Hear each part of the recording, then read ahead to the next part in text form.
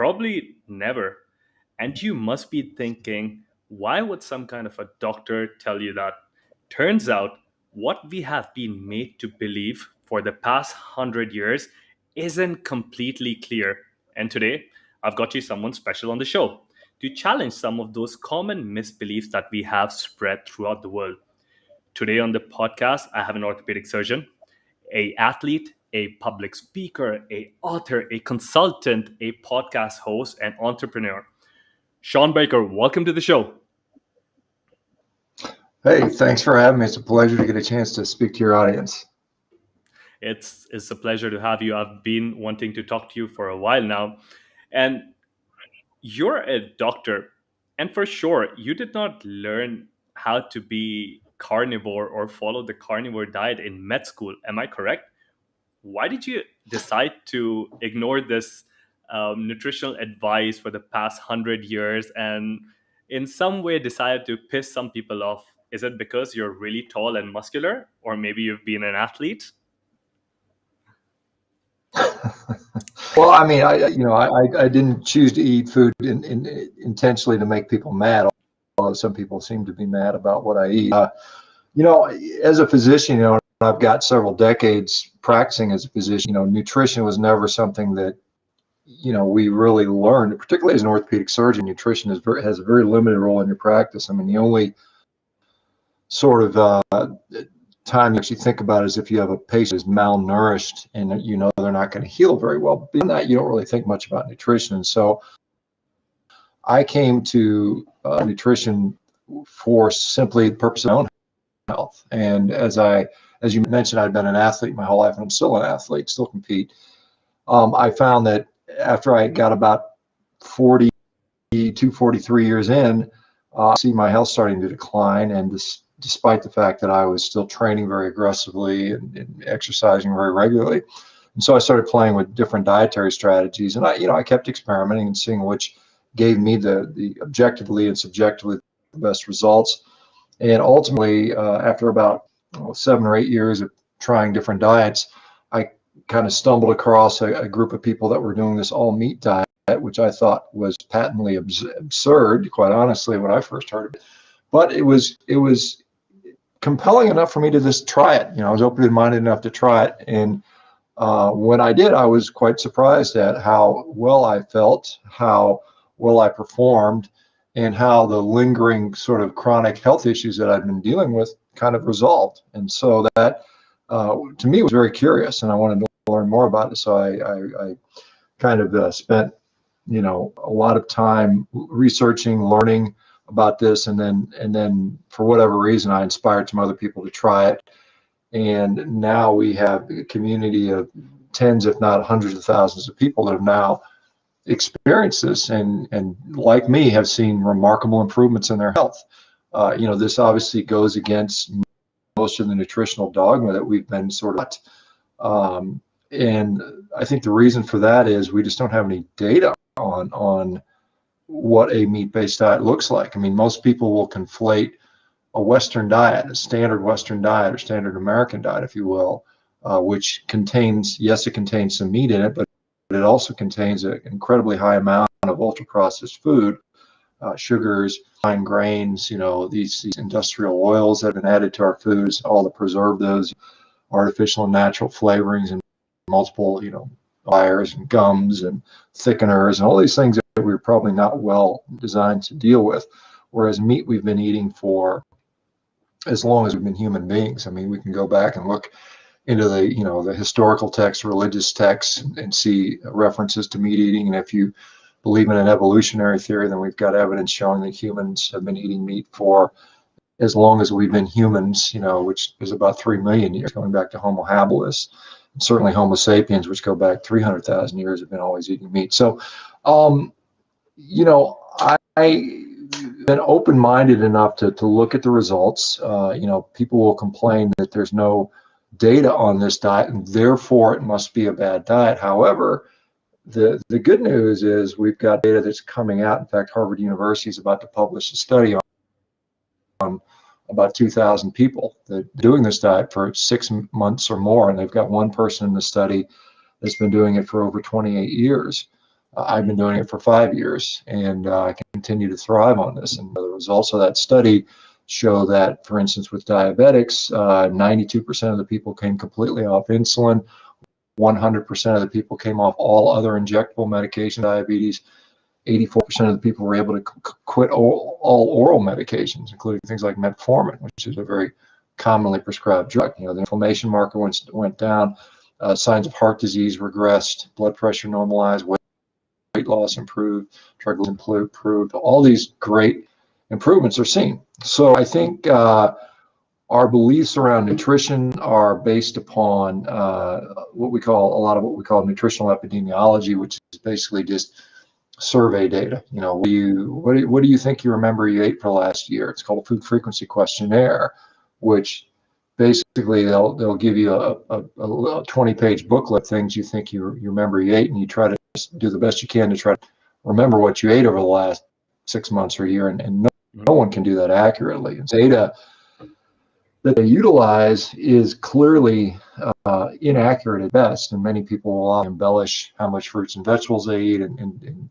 undercount other foods, and so it's not very good data, and they're trying to make proposals on this. And so my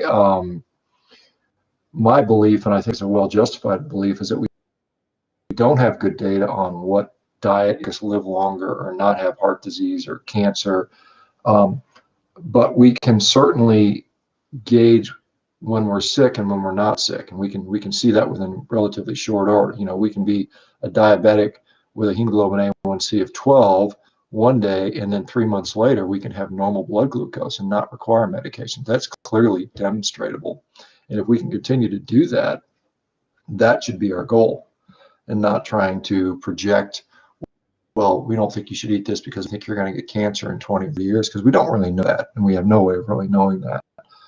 So I think it's just a shift in the mindset of what we think we actually can know, and what our goals should be, which I think should be taking unhealthy people, making them healthy, and not trying to be concerned about if they're going to have a heart attack in 20 or 30 years. Thanks for sharing that. And one of the things that is coming up right now, as you say, a lot of people have got the awareness about carnivore, and you have been one of the leading voices in this community. So thank you for spreading the word and information with your book, your research. But do you think everyone's getting better eating only meat, or is it because they're getting out some of the problematic vegetables or fruits out? Because one of the things I kept hearing when I was growing up, and certainly others around me as well, and probably a few generations before that, that eat your veggies, even if you don't like them, because they're good for you. But then some of the data that you've shared, when you rewind a couple of 100 years ago, vegetables weren't really common in all parts of the world because A, they were very seasonal, and B, we did not have things like Amazon, which could deliver your vegetables to you in like an hour or two. But what changed? When in history did all of this vegetables become good for us? Yeah, so I think that, first of all, I like to say that, some people are going to be fine eating fruits and vegetables, and I don't necessarily think they're inherently bad people. I don't think all people need to eliminate them. I think what we're seeing in the context of the carnivore diet is an elimination diet. I think meat is probably the most well-tolerated food substance that we have. Honestly, it's a superfood. It's got tremendous amount of nutrition. It is really well tolerated by the vast majority of people.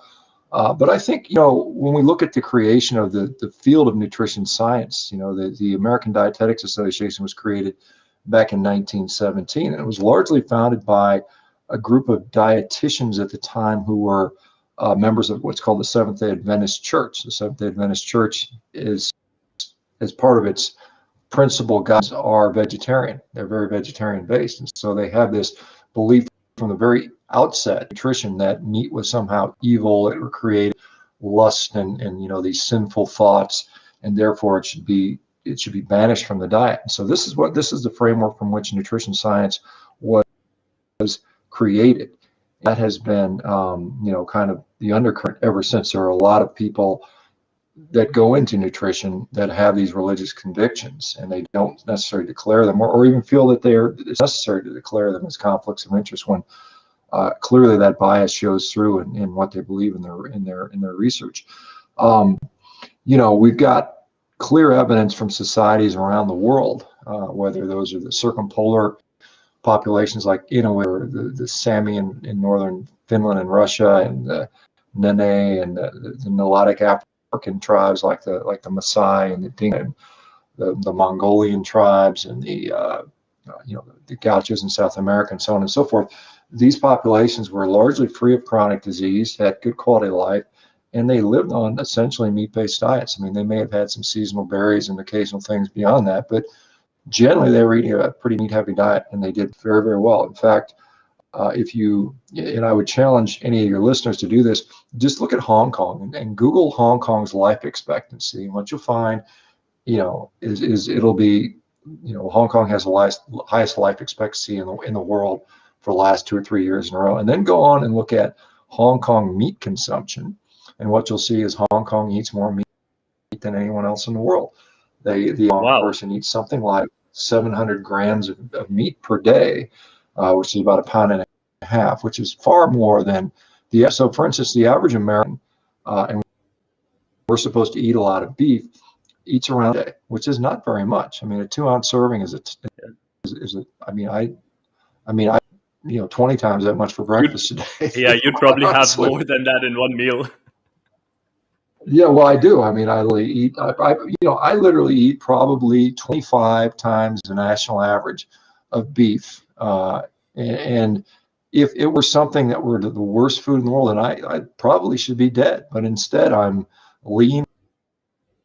I'm athletic. I've got, my health is ideal.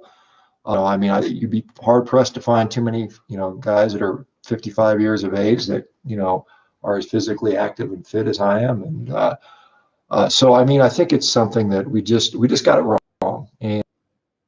And I think that we wake up to that. There is unfortunately a great deal of interest in feeding you highly processed food.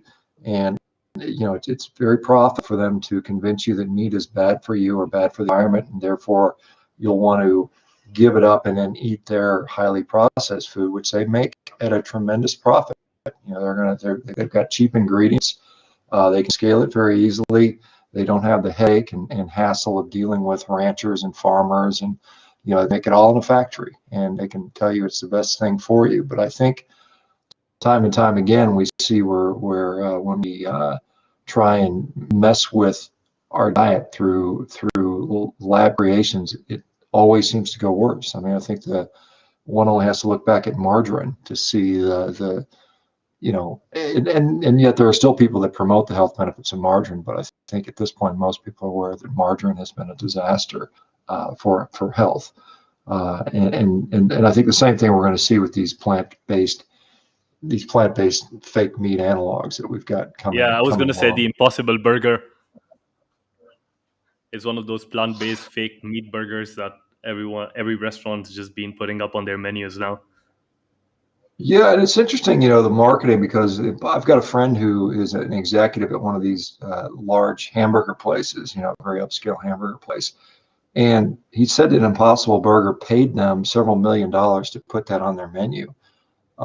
Just to kind of, it wasn't by demand, it wasn't by popular demand, it was by the corporate company creating the market. And that's what we're doing here. We're having the companies paying influencers and celebrities to say how great this product is, and trying to create the market where there really wasn't a demand for that. And I mean, it's, to some degree it's working. I mean, if we look at the meat industry, is something like I think it's about a $1.3 trillion a year worldwide. And, they want to capture, 20% of that market. So that becomes a $250 billion a year market. And so there's a lot of money going into this. And believe it or not, some corporations can sometimes be unethical, and they can be greedy. And they're willing to do and say things that may not necessarily be grounded in truth, or not in the full truth. And so that's what we're seeing a lot of with this plant-based push lately. A few years ago, I've been, I guess, following a ketogenic protocol for the last 5 years. And about 2 years ago, when the pandemic first hit, and most of us couldn't have access to a gym, like a formal gym, and most of the options of food were just takeaways and things, especially here in Dubai, I decided to give the carnivore diet a try. That was my first attempt at it. I did it for a month, and because I was already able to burn my own fat as a fuel source, it I didn't go through the whole flu, and I eased into it very easily. But then one of the thoughts that always would cross my mind was that, as is the meat that I'm eating, maybe that's not grass fed and that's not grass finished. And a lot of people that I know have this dilemma. And now that we've had so many health influencers been talking about the importance of grass fed and grass finished meat, do you think, and in some parts of the world like in UAE, there isn't any information whether the meat is grass fed or grass finished. Don't have any farms, so most of the things are imported because it's a desert here. What's your take on grass fed and grass finished versus just eating normal meat? Yeah, that's a good question. It's a question I answer and get asked often. And so, what I can tell you is that, grass finish doesn't tell me as much about how the animal is raised, as I'd like to know. There's a lot of sort of deception in labeling practices. Grass finished could say that they had access to grass. They may have never went out there. They stayed inside the barn and ate hay in the wintertime, and that may have been how they're finished. But what we know is that, from an environmental standpoint, the way you pasture the animals is going to have an impact on the environment. And so those ranchers that put their stock on grass and they rotate it appropriately every 1 or 2 days will improve the soil quality and improve the biodiversity. And so there's a tremendous potential for environmental gain, based on how the animal is raised. Now, when it comes to nutrition, I think that's where things are a little more less straightforward, because there's people that will say that a cow is designed to eat grass, and if he's not eating grass all the time, then they're going to be a sick animal, and the sick animal is going to give bad meat, and the bad meat is going to make you sick. Unfortunately, the data that we have, and we don't have a lot of data yet, but the data that we have doesn't seem to show any real difference in human outcomes for those that eat exclusively grass finished meat versus those that eat meat that's been finished in a feedlot with some of it coming from grain. I've got data on about 12,000 people. I couldn't find a difference significantly in the overall outcomes. Harvard University study, who I just mentioned, basically saw the same thing. There was no real difference in outcomes. Now, there are individuals for sure that will say, look, I do better when I eat exclusively grass finished meat. However, I've seen people say I do better when I eat grain finished meat. So it's hard for me to say honestly. I mean, what I would like to tell people is, yes, you should only eat grass finished meat, and you should support ranchers that do that. That would be a nice message, and one I would certainly get behind. But I don't have the data that can support that yet in health. I certainly have it from an environmental standpoint. You can afford to eat grass finished meat and you want to help the environment in a better way, then you should find not only a grass finished farmer, but a regenerative rancher, or someone that's using either holistic management or multi-paddock grazing, adaptive multi-paddock grazing, or these different terms that indicate that. There's the Savory Institute has something called the environmental verification of outcome, sticker, so they can tell you that this beef has caused the environment to get better. So there's ways to do that. But if you cannot afford that, then eating the meat that you have available to you is also better than eating the standard diet that's out there. I'd rather you eat cheap meat from the grocery store in your local grocery store, even if it's finished in a feedlot, than eating the highly processed food that's in the rest of the store. I think it's going to a tremendous difference. And I've got literally thousands of people, and all they can afford to do is eat the cheap ground beef they can get in the local supermarket that is often coming from a feedlot, and they do just fine. And so I would be remiss not to be aware of that. And I think, unfortunately, because some people will say, well, I could never do a meat-based diet because it's so expensive, because I've got to eat because someone told me I had to eat grass finished beef at, you know, That $40 was a my kilo, problem. or Yeah. right, right. So I mean, truly it can be expensive.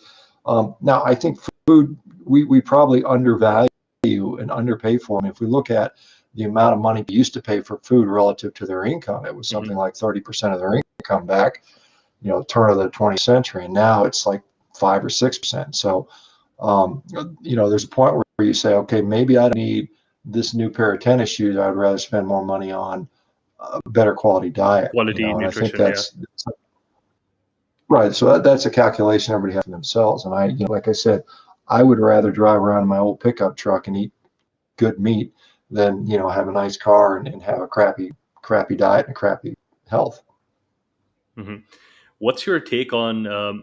Because there are a lot of the times the beef meat is not available for in a lot of countries. Some traditions and cultures do not eat beef as a part of their culture and traditions, but they do eat sheep and goat. So does Mhm. it matter what kind of meat? Like, let's say if someone's exclusively having beef versus someone's having like lamb or goat, things like that.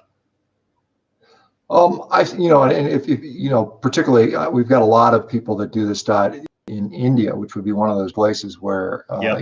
beef is in large places prohibited due to religious, reasons. Um, Lamb is an excellent source of nutrition. It's probably equally, if not better than beef, quite honestly. It's a great source of nutrition. I think goat can be also a good one. In general, when I look at, uh, this is the experience of what I'm seeing in 2021, or I've seen for the last 5 years. People tend to do better with what we call ruminant animals. These are grazing animals. Um, you know, and I think it makes sense. If we look at the way that humans evolved hunting, um, you know, if we only had a spear technology, which we largely that was a technology of humans for, the whole time we were Homo erectus, 1.8 billion years, or whatever it was. We had a spear and we had big animals. We had these big, slow moving, heavy, grazing animals called mega herbivores. Things like mammoths, elephants, and some of these other large, woolly rhinoceros and whatnot. And they didn't really run away. They weren't animals that ran from humans because humans were so small and they didn't perceive them as predators. But as we developed this technology, we were able to, easily hunt these animals, and we had lots of meat and we had lots of energy. It's only in recent times goes back to about 50 to 80,000 years ago, when those animals started to largely die off for various reasons. We started having to hunt these smaller animals.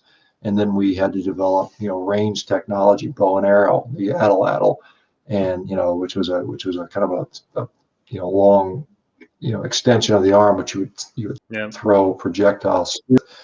And it's amazing how fast they could throw those, something like 100 miles an hour and go 200 yards. And so you could hunt these smaller animals. The smaller animals provided less quality nutrition. And like I said, if you think about, like, for instance, chicken is a very popular meat in the worldwide. It's largely in the United States. It's replaced beef significantly. I mean, the majority of the meat cows in the United States comes from chicken now, whereas in the 1970s it was beef, and then beef has declined about 40%, and chicken's gone up something like 600 or 700%.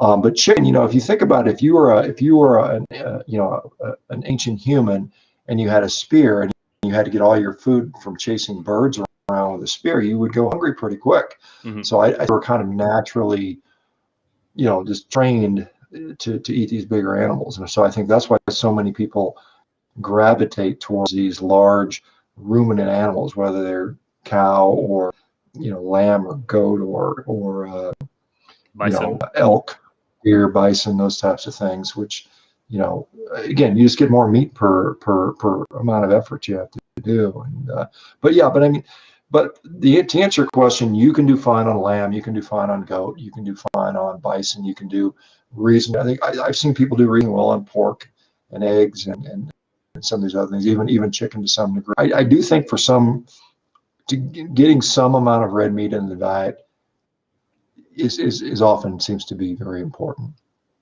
Do you personally eat chicken? Not very often. I mean, I think in the last 5 years I've had it twice. And it's because I think we ran out of red meat at one. I was in France. I was at France at a party, and we had a bunch of lamb and beef, and we ran out, and I was still hungry, and they had some chicken, so I ended up eating that. I think that was the last time I had any, but it's been a while. Yeah, for me as well, I prefer to have more of lamb or beef or anything else, even organ meats. I've been eating organ meats almost every day now. And this is another question that I wanted to ask you.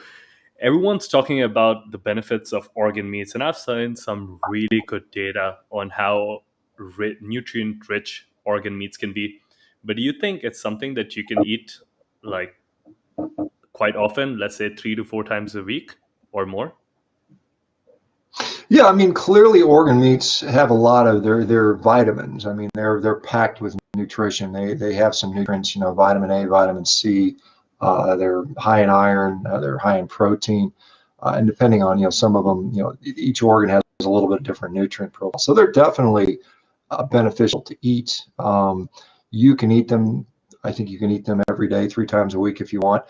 Where I will push back is I don't know that you have to eat them to be healthy. I think there's people out there that will say that, well, the only way you can be successful on a carnivore diet is to regularly eat organ meats.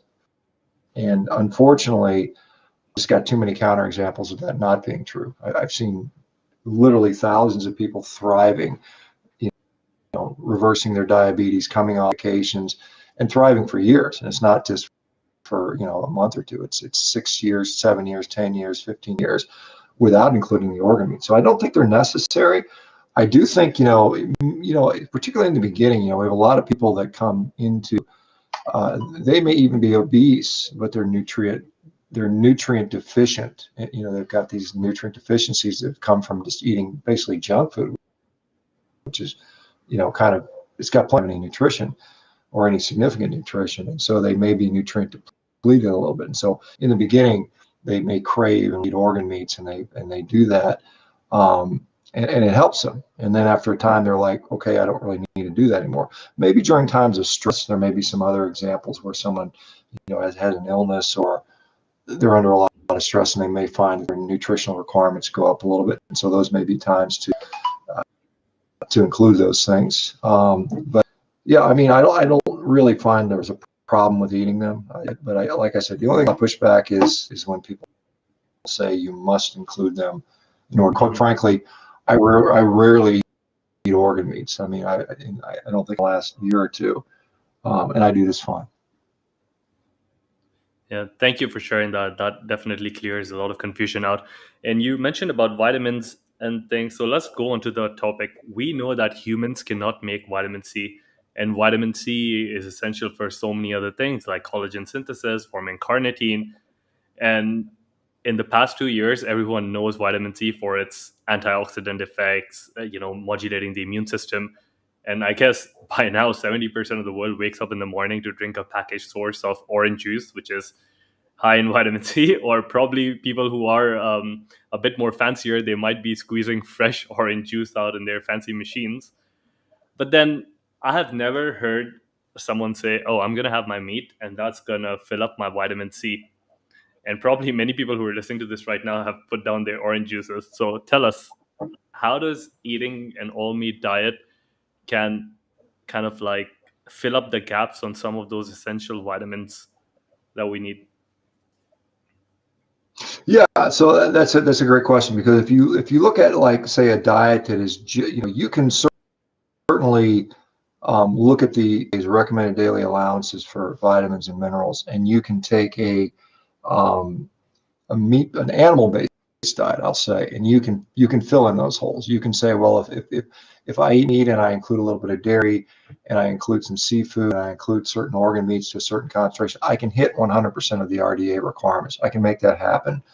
But if you're going to say, I'm just going to eat, steak and eggs, you're going to have some holes. You're going to see deficiencies in things like folate. You're going to see things like manganese being low. You're going to see things like certainly vitamin C. You're going to struggle to hit those RDAs. Now, the question is, do those RDAs even apply to the same degree that they would to someone else that's eating say a standard Western diet of 60% carbohydrates and a significant percentage of that coming from grains. I think there's pretty good evidence to show that they don't necessarily apply. Let's go back to vitamin C specifically. So vitamin C, the RDA for vitamin C, I think is something like 50 or 60 milligrams per day. Some people recommend higher, even 100 milligrams. Meat does not provide anywhere near that. A pound of meat will have about 10 milligrams of vitamin C. Organ meats, like I said, if you eat a lot of, say, thymus and pancreas, you can get some more vitamin C to meet those requirements. But one thing we know with vitamin C is that vitamin C is not too dissimilar to glucose. In fact, they share the same transporter, flowing across a number of different cell membranes, across the mitochondrial membrane, across the gut barrier. And so when glucose is high, vitamin C is it's competing, so vitamin C tends to not transfer. So that's one thing that's potentially going on. We also know that vitamin C, one of the roles of vitamin C is to serve as an antioxidant. That's what it's most known for, as an antioxidant. And what we know is on low carbs are natural. We make our own endogenous antioxidants. There's several of them in the body that we produce, and those antioxidants, when you're in a lower carb diet, those things are upregulated. So, for instance, one of them, uric acid, which people associate with gout, but uric acid is an antioxidant, and at the same time humans lost the ability to vitamin C, they lost something called uricase, which breaks down uric acid. And so that may have been one of the trade-offs, that we could, decrease the need for vitamin C by producing more uric acid. The other thing we know is that the human red blood cell is capable of recycling vitamin C. So when we, maybe we don't need quite as much. And the other thing, and probably one of the more important aspects, is the role of vitamin C in carnitine. Carnitine is something that helps helps with fat oxidation. It provides a shuttle that brings the fats into the mitochondria, or transports it through the mitochondria, so that fat can be oxidized as energy. And carnitine is produced by the body, in association with vitamin C. But you can directly consume carnitine. In fact, it's the only place you consume it is getting it through meat. And so when you're eating a lot of carnitine, you're automatically have higher levels. So you don't need as much vitamin C. So I think the requirements for vitamin C on a meat-based likely, and I say likely because I don't know for sure, but likely seem to be less. And in fact, vitamin C deficiency is, as far as I'm concerned, on this carnivore diet is not been shown. I mean, we've basically not seen anybody with signs of vitamin C deficiency, which classically are called scurvy. I've just not seen anybody with clinically verified signs of scurvy. Now, there's some people that say, "Oh, I've had some sore gums occasionally," but there's a lot of other potential reasons for that. But that's still by far the minority. But back to the RDAs in general, we know things like for instance, zinc is got an RDA requirement. But if you eat zinc and you're eating something called phytic acid or phytates, and phytic acid or phytates are found in grains and legumes and beans and things like that. If you eat 1,000 milligrams or 1 gram of phytic acid, your zinc requirement doubles. And if you eat 2 grams, your zinc requirement doubles. So we're seeing, just these differences in your vitamins when you are not, when you're consuming carbohydrates or grains or plant foods versus when you're not. And so, in fact, we know that, for instance, magnesium, which so many people are deficient in, there's some estimates that something like 2/3 of the population is magnesium deficient. Magnesium, one of the roles of magnesium is a cofactor for carbohydrate metabolism.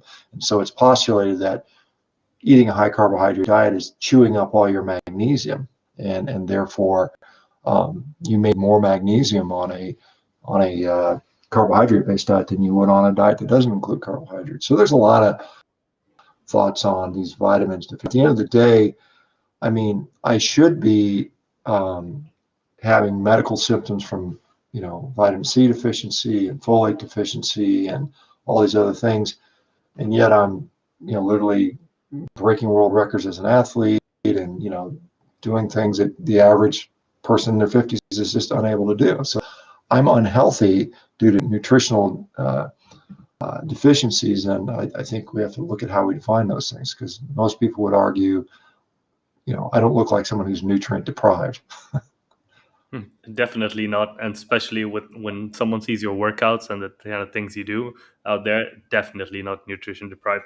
And thank you so much for sharing that with us. I found that zinc piece to be very valuable because that is a significant loss of zinc, or like a doubling up in the amount of zinc that you have to consume.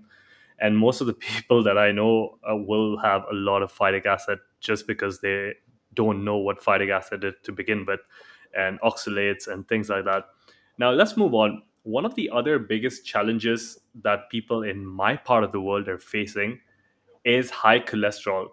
And this can be determined by various diet factors, lifestyle choices. Up to a point, you can have certain genetic predisposition.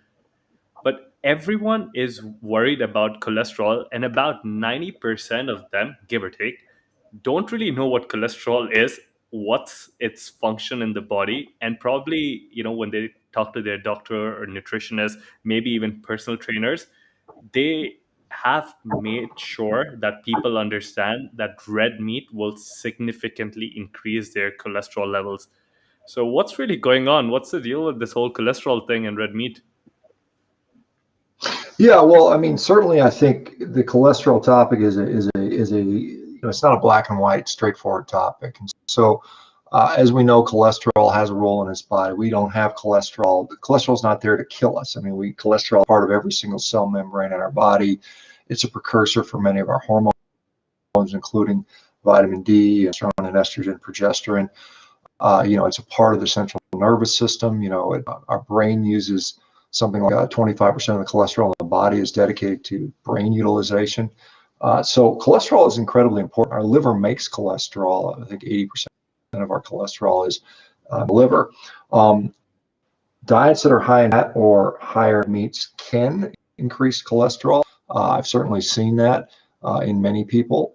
But we have to realize that when we're concerned about cholesterol, when we're looking at cardiovascular risk, we have to realize that the thoughts of good cholesterol being HDL and bad cholesterol being LDL are very antiquated. These are very old concepts. There's been a lot more research and understanding around these topics now. And so I think what we're seeing is there's a lot more nuance to that. And so the question should be, if your cholesterol is high, you should not ignore that. You shouldn't say, okay, well, I'm on a low carbohydrate and I'm fine. That shouldn't be the way you look at it. But what it should do is you should just get more information.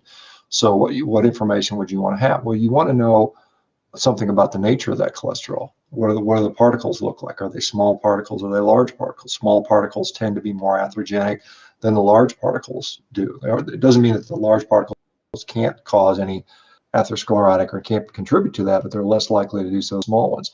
Oxidation of the cholesterol has a huge role. We're seeing some new studies coming out showing that oxidized LDL has something like 100 times the potency for causing atherosclerotic damage than non-oxidized. And what's causing oxidation? Well, some people think it has to do with inflammation, in the body. It has to do with perhaps maybe some of the oils we ingest, these seed oils like soybean oil and canola oil and cottonseed oil and corn oil and so forth. Some people think glycemic control, or whether we're diabetic or not, or pre-diabetic, has a role in impacting the cholesterol. So, we want to know the nature of the cholesterol. We want to know the relationship with the other lipid markers. We want to know what's going on with the triglycerides and the HDL. And besides that, there's a test called the LPIR score, the lipoprotein insulin resistance score, which has been shown to be something like 800% more.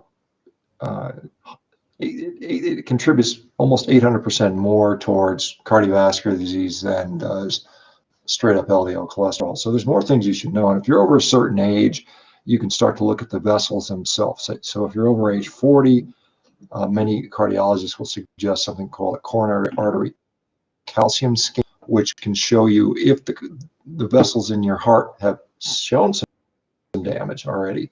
I had mine done, a couple of years after doing the carnivore diet. Mine was a perfect zero. There was no evidence of any cardiovascular issues whatsoever. And, even today, I would, just argue based on my performance athletically, my heart is still functioning extremely well, even at my age of 55. So that's one thing to be concerned about. I think when we look at cardiovascular disease, so we know there are a lot of things that contribute to it. Obesity is a huge contributor, particularly if it's central obesity, when you've got belly fat or visceral fat. We know that being diabetic has a huge, probably the number one factor that leads to heart disease. We know that chronic inflammation leads to that. We know that other factors such as age, sex, genetics, smoking history, those things, other than smoking, you can't change.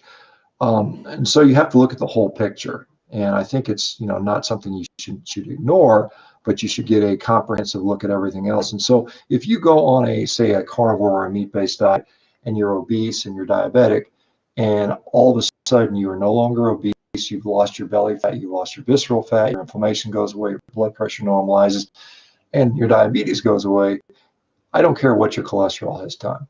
Generally you have greatly diminished your likelihood of developing cardiac disease. And so you have to realize that, some things are going to go up, some things are going to go down, but it's the overall picture we want to be familiar with and be cognizant about. So, there's a lot of, and the research is still out there and will be coming in. There's this phenomenon of what people call this lean mass hyperresponder. So what we do is we see a subset of the population. They're very lean. They're very often very muscular. They have very low triglycerides. They have very low, or they have very high HDL, but they also have high LDL, and sometimes very high, 300 milligrams per deciliter high. And it would appear that those people are not developing heart disease.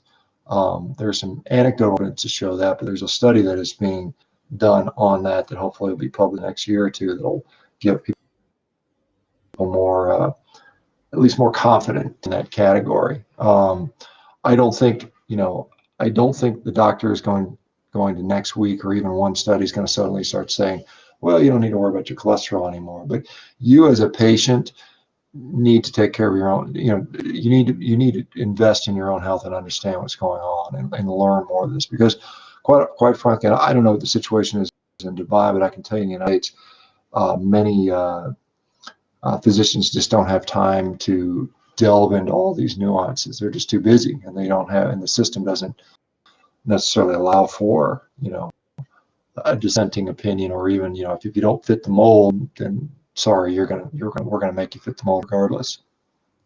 Mhm. Thank you for sharing that. And I was pretty concerned about some of my LDL levels when I was on a ketogenic diet, and this was in the initial phase of my ketogenic diet, and I did some blood markers, and I saw that my LDL rate, I don't remember the numbers right now, but it raised quite a bit. And at that point, I was correlating it with all the butter and the ghee and MCT oils and things like that I was having on the ketogenic diet. Now, if someone isn't obese and someone is as athletic as you, do you do you eat a lot of fat on the carnivore diet, or are you sticking to just normal fat that comes with the animal? Are you having fatty cuts of meat, or are you having like a you know some butter on top, things like that? Yeah, I don't go out of my way to eat, ketogenic macronutrient ratios. I don't try and just gorge on fat. Some people, I know that, I think that was one of the ketogenic diet is people were, um, so obsessed with being in ketosis that they preferentially ate fat of all other macronutrients, and often to the detriment of, I think, something important, which is protein. I think people undervalue protein and undereat protein. And so what I think is, uh, meat as it comes on an animal, fat and protein ratio is generally pretty well aligned with what our nutritional needs are. And so, while my diet is still relatively high in fat compared to, carbohydrate-based diet, it is not necessarily a ketogenic macronutrient ratios. I'm not going out of my way to eat giant slabs of butter. Once in a Yeah. while I'll do that. But I find for me, really, I think aside from what you're eating macronutrient wise, you have to look at yourself in the mirror. And if you're walking around with excess body fat, then you're probably eating too many calories or too much fat. And if you are lean, then you're probably in a place you want to be. And so I find for me, what works is not to eat a low fat diet, because that's miserable. I mean, that's Hmm. just asking for tremendous hunger, discomfort, and perhaps hormone issues. So I eat probably a moderate fat diet, moderate, and probably relative protein diet. And so, for instance, I am approximately 250 or 100 and what is it, 113 kilos, Hmm. 6'5", I'm a pretty big person, and I'll routinely eat 300 grams of protein, as much as 400 grams of protein a day. That's a lot of food. And with that, I'll probably eat 150, maybe on some days 200 grams of fat. And that's pretty typical for me. And that's me relatively lean. If I want to get really, really lean, which I sometimes do, then I'll go even leaner, and I'll do that for periods of time. But every 3 or 4 days, I'll cycle in some fat. I just find that I have to have at least a certain amount of fat in my diet to keep me, you know, feeling like I'm starving, and that's no fun. Yeah. Yeah, fat is has got that satiating factor, especially every time that I've been trying to get lean and I add some fat in, I definitely the hunger hormones do turn off. And I'd like to quote something from your book which would help people get a bit more clear. In your book, you mention some arbitrary numbers where you say that if you're, if the numbers go like if your risk of heart disease goes up a 20%, if your LDL is, which is the cholesterol that we just mentioned, goes higher than 130, but it also goes down 150% if your insulin is lower than 3. And heart disease goes down another 85% if your waist is smaller than your height. And then it goes down even 120% if your C reactive protein, which is also a marker of inflammation, goes lower than 1.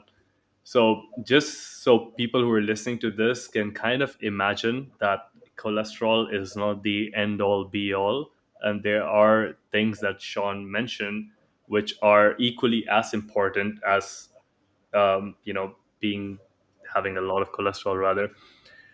And one of the other things people also are concerned, especially I was concerned when I was starting out the carnivore diet, was about fiber. And most people would think about, especially if they're not in the health and wellness space, they would think about pooping when it comes to fiber. But fiber is also linked to trillions of gut microbiomes. And in the last 10 years, we've been seeing tremendous amount of research that eating more fiber increases the gut bacteria and maintains a healthy colon. And there's some health articles online which even say that you have to poop about 3 times per day. So, what's your take on that? Where does all that come from?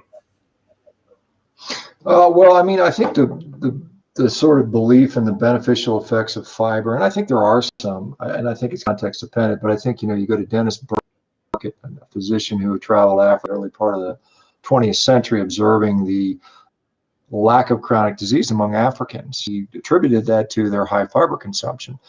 There were other factors there. In fact, they weren't eating added sugar and things like that. And so some people say, well, it's just because they weren't eating sugar. And I think what fiber does, if you're eating, so a couple of things. If you're eating a fiber-based diet, at least in Western society, and this is where most of this data comes from. So if you look at the average American that's eating high fiber, they're usually getting that from fresh fruits and vegetables. That often is a proxy marker for wealth. The wealthy people can afford to eat the fresh fruits and vegetables. And guess what happens to wealthy people? Wealthy people tend to have better lifestyles. They have more access to healthcare. They tend to exercise, have the time to exercise, and so all these things are associated with wealth. Now, fiber is certainly not essential. I mean, I've literally not eaten any fiber in about 5 years, and I'm not dead. So it can't. How could it be essential if I'm still living and doing that? And there are many people that fast for period times. Where's their fiber coming from? Did their gut biome die suddenly because they're fasting? Most people promote fasting as being healthy. So, I don't buy the argument about the microbiome. There is, we'll look at the benefits of fiber. I think fiber, it certainly can cause satiation. So if you eat a big, bulky, giant salad, it may fill you up. Your gut gets distended. You're not so hungry. So that's great. So you don't binge on chocolates and cakes and cookies and junk food. So there's a benefit in that regard. There has been some studies that suggest a slight decrease in cholesterol, which again we just talked about, Mhm. isn't necessarily a good or a bad thing. I'd say the I think it's still a question mark in my mind.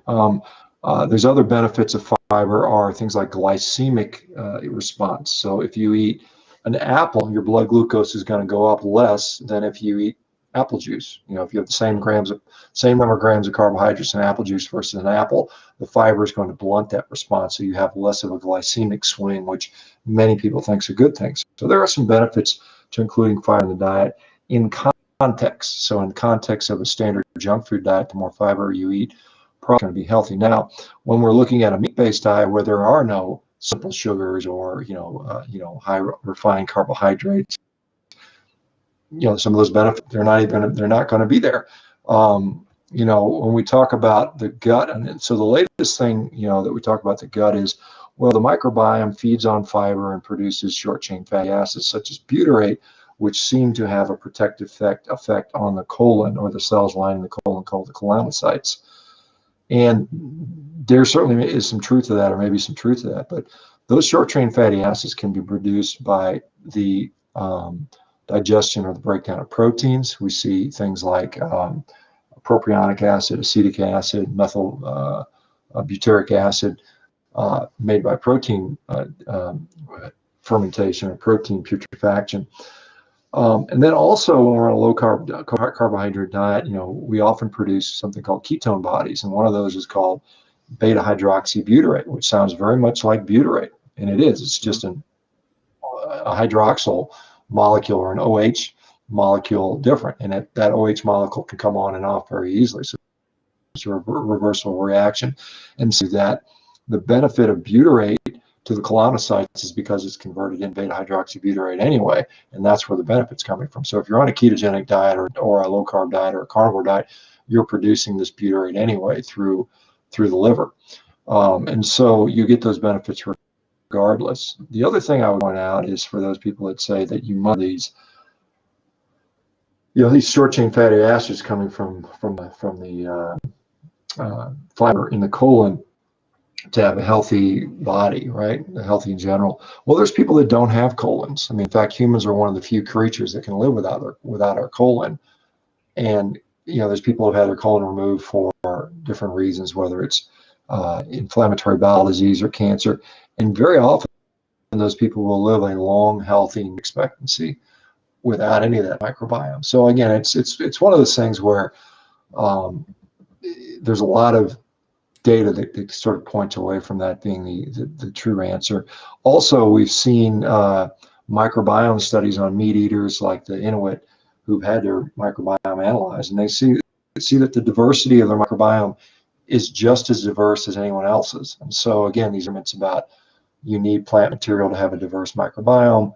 It doesn't seem to hold up when you actually look at it in meat-based diets. And I've seen the microbiome on people that have been on meat-based diets. In fact, there's one fellow who was a sufferer of ulcerative colitis, and his diversity when he first started the diet was in the bottom 5%. And then he went on a carnivore diet, and then within about 6 months, it kept going up until he was up into the 97th percentile for diversity. So anyway, I think I think the fiber argument is one probably not applicable, or the context is not the same when it's not a standard American diet versus a carnivore diet. And two, I think that when we look at what we're eliminating, you mentioned this before, is it eliminating the junk food or is it the meat itself? And I think it's both. So I think when you're eliminating all that junk food, maybe you don't need the fiber to displace it. So I think what I like to say is foods that displace processed junk food from the diet are good things. Foods that displace meat from the diet are not as good, And so I think, my hierarchy is eat as much meat as you can. And then if you got some room left over, eat some fruit. If you like vegetables, eat some vegetables, and I think you'll be pretty good. And don't eat any But junk food, and you'll be fine. with the level of satiation that comes from protein, I think if you eat all the meat that you can, then there is hardly any room left for any vegetables. And I like what you mentioned before, that people are obsessed about getting their fat intake in, but they are ignoring the protein. And many people won't meet their protein needs for the day for probably three major reasons. One is probably they're a vegan or vegetarian. Second, it could be expensive. Or third, people might think that they might damage their kidney health.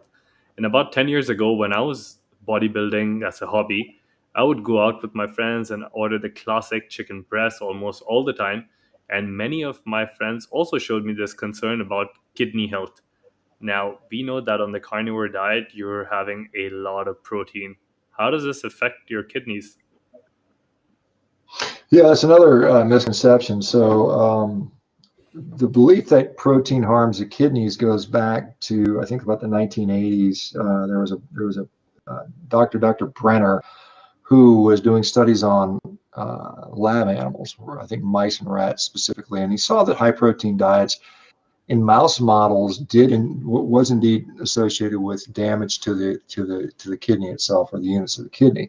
And so they extrapolated that to humans. The problem is the human data doesn't seem to support that. In fact, 2018, Professor Stuart Phillips, who is one of the leading protein researchers in the world, published a nice meta-analysis of all the data on high protein diets and kidney function. And so they saw no evidence of damage to the kidneys from protein. In fact, just this year, a few months ago, David Unwin, who's a physician in Great Britain, in England, published a study of several of his patients that he's had on high protein diets, low carbohydrate diets with chronic renal disease.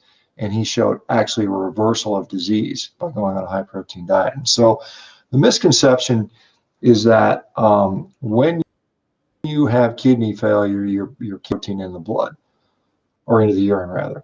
It's not that the protein is damaging the kidney, it's just that protein is associated with kidney failure. So people seem to think, well, if I don't eat protein, I won't have it in my urine, and therefore my kidneys don't look like they're being damaged. But that's not, really what's happening.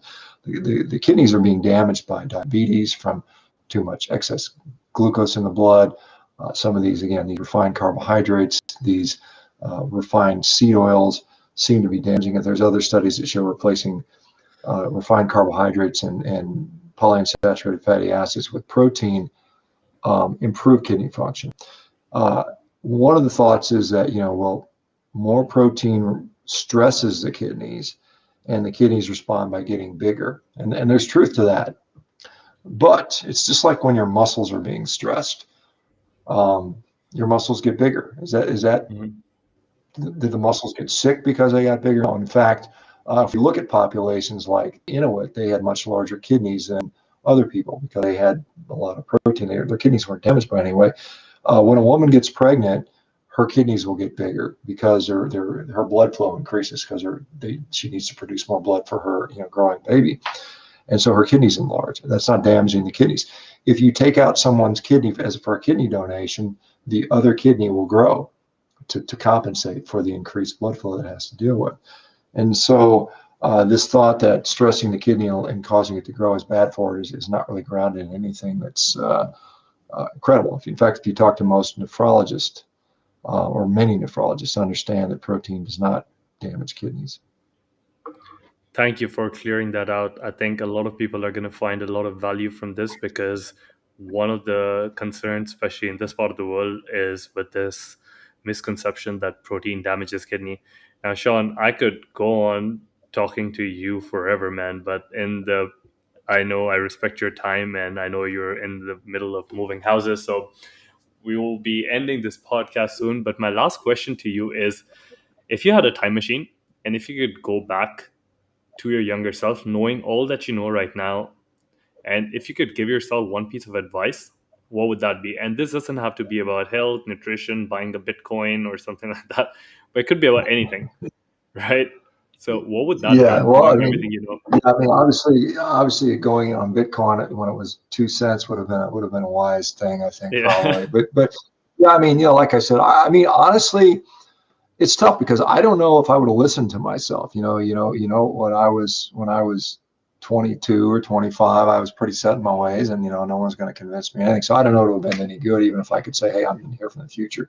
Maybe I would have listened, maybe I wouldn't have. But I mean, I think being more open to questioning things, instead of just, when I was in my 20s and 30s, I mean, going through medical training, I mean, it was just learn as much as you can and don't question things. Just absorb, and repeat whatever you've been taught.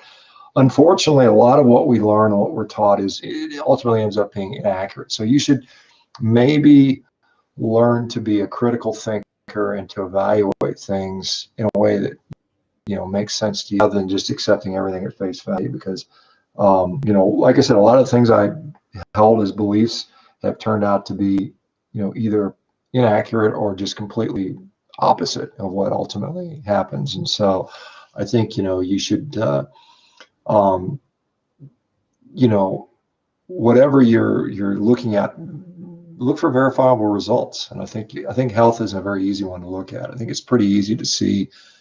um, you know Look in the mirror and see if you're getting what you really want to be getting out what you're doing, because you can buy supplements, and you can listen to what your physician.